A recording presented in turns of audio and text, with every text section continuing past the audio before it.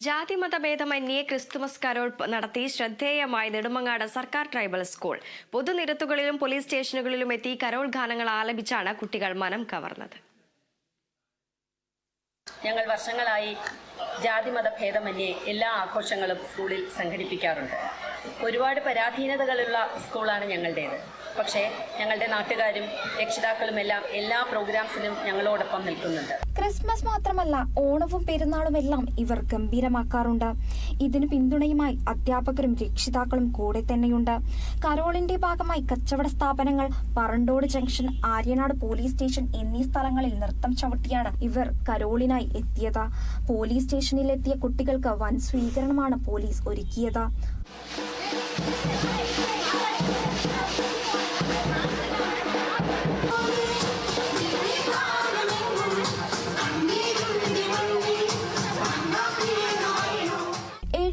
കുട്ടികളാണ് നെടുമങ്ങാട് സർക്കാർ ട്രൈബൽ സ്കൂളിൽ പഠിക്കുന്നത്.